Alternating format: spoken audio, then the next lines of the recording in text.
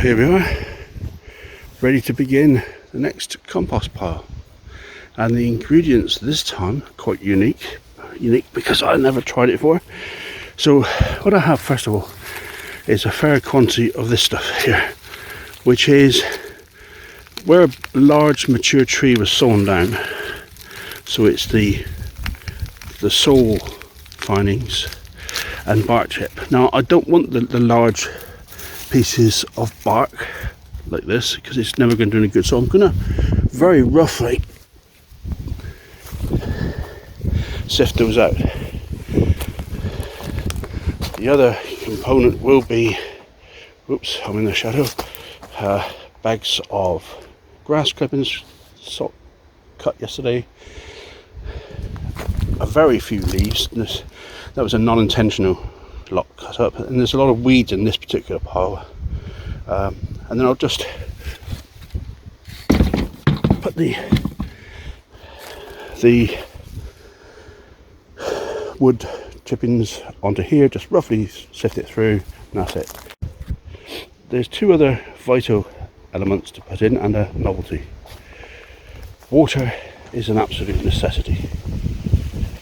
On this end is I've got a few pints of nettle tea left over, very high in nitrogen. It will definitely need that to give it a boost along, so I'm happy to use all of what's left, including the sludge, in this compost. The novelty ingredient is a couple of bags of this. I have no idea what the effect on the compost will be. It's well out of date instant oats for vegan bodybuilders. I hate waste, absolutely deplore waste, so I don't care, and it'll be absolutely fine in the mix, but I'm not sure if it'll add any value to the compost. But it's saving putting it in the landfill. That's good enough for me. I'll be using the same process as normally, filling a Dalek. There will be odd bits of cardboard from when I mulched this bed, the odd weed of course, and then a few other smaller ingredients, but generally speaking it will be the vast majority of this stuff here.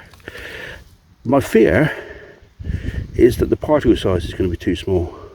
You see how small this is. I think what I'm going to do, in fact, as I'm talking to you, I'm going to add some really rough bracken as well to it, because I think this will go to an anaerobic mess too easily and not really heat up. I don't need the heat necessarily.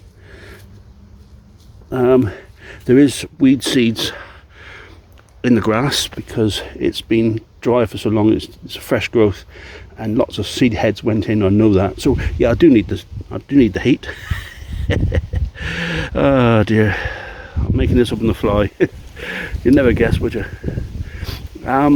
Yeah, so there we go.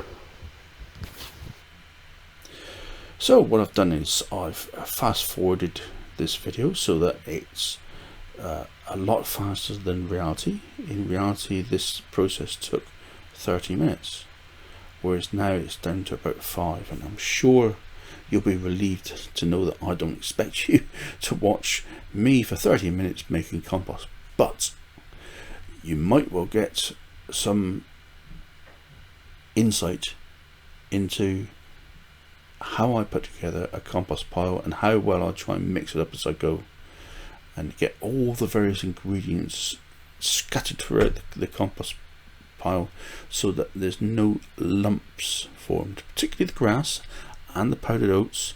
They will really form horrible big lumps that don't do the compost any good and take ages to break down.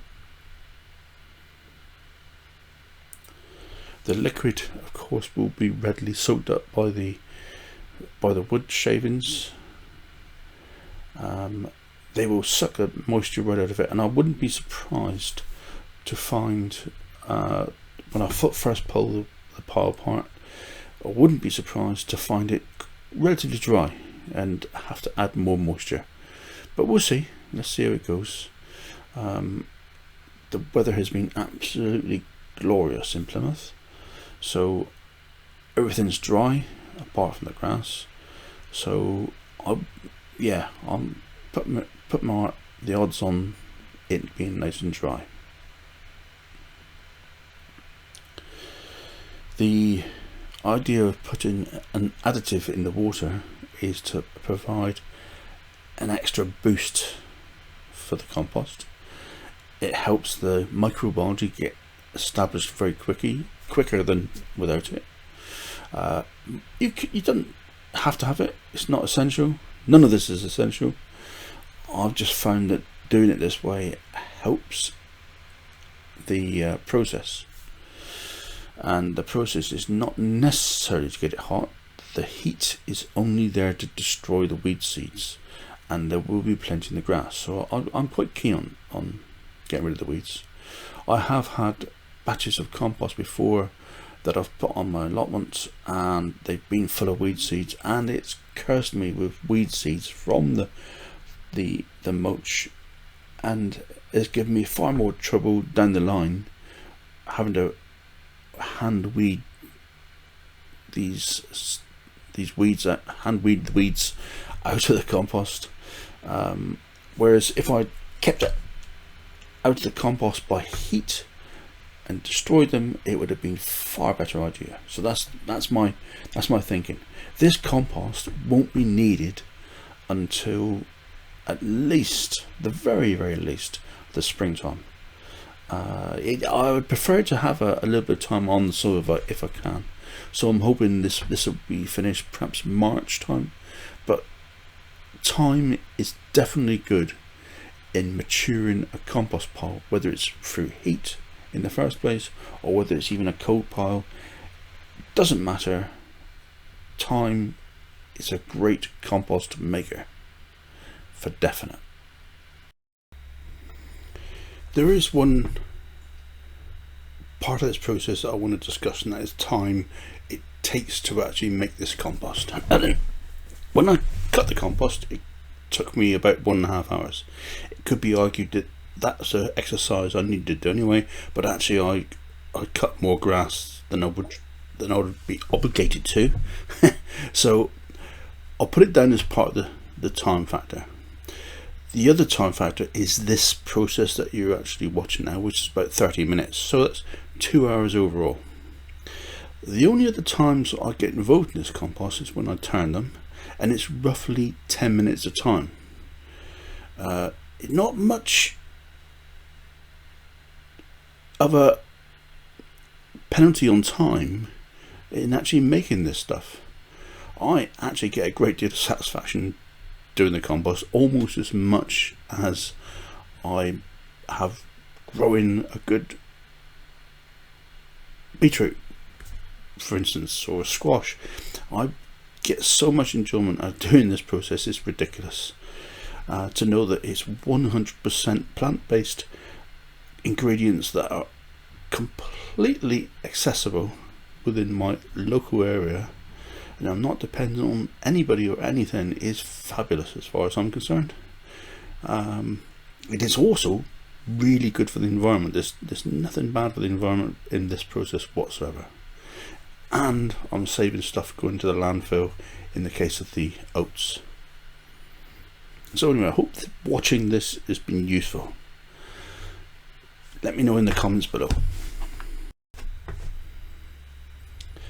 And there you go, one Dalek filled to the top with a load of ingredients that will make good compost.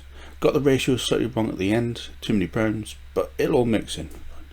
The oversized material will go on the paths, so nothing's wasted there, and all that remains to be done is a good watering of this last material because it's a little bit too dry. Right, and so it's 48 hours later. Let's take the temperature and look how much the pile has shrunk by. It's shrunk by a good 12 inches and the size as well. So we will give it a first turn today. And the temperature is up to 50, say 53. Not bad at all. Want it a little bit warmer than that, don't we? So here we go. So the first turn it is, and we have some more grass to put in as well, just to bulk it up a little bit. We will add grass as we go.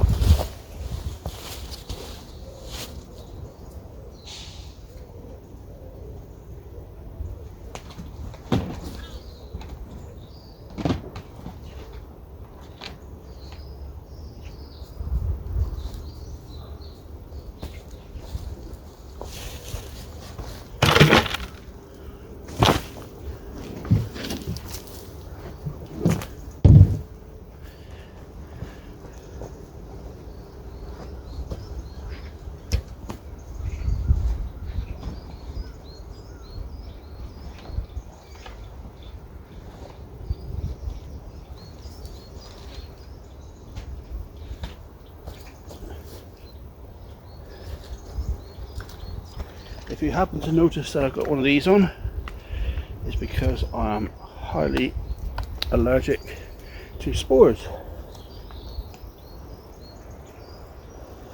with my asthma, and I don't want to be in the hospital at the moment.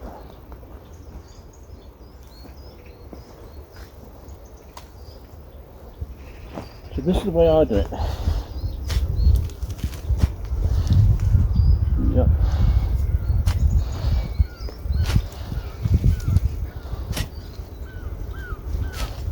Yeah, it is a little bit dry.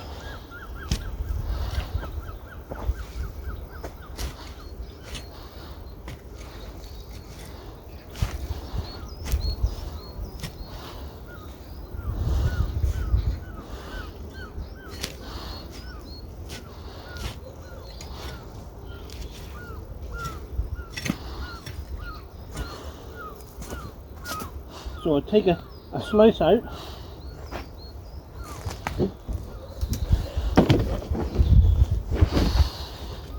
And then mix it around.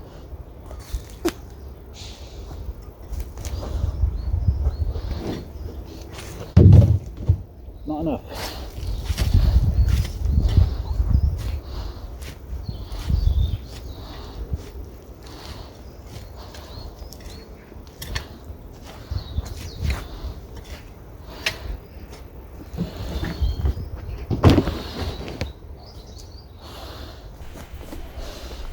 It's good for the abs. Right, so here we go on fast speed again to try and cut down the amount of time you have to bother to watch me. But basically it's a matter now of having formed that gap in one side of turning the material clockwise, anti-clockwise, whichever way you want to go.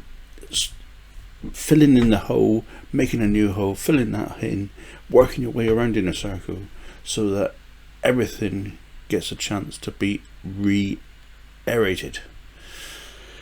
At this point I'm adding in more grass, mixing it in with as much of the pile as I can, and then after I think I've got some of the material moved, I will then start filling the top back up with the original slice that was taken out. Again, taking care to mix in with the grass. You don't have to add the grass, of course, you can just persist with the original ingredients, but there's such a lot of browns in this that I'm happy to do this, and also I've got the grass cut already, so you know, why not? The material off the floor is always good because you're not making a mess. Get it back in there. Yes, you're introducing seeds off the floor, but the heat that should be produced should be a good one. Plenty of water, always water.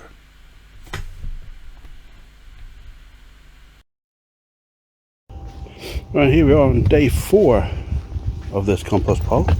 Let's see how we're doing now.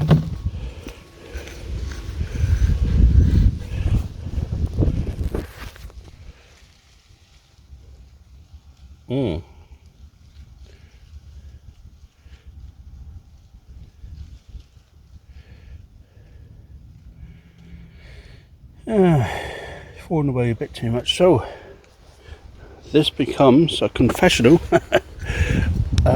Sometimes we just don't always get it right. I was a bit worried about the small particle size. It looks like those concerns have come off to play. I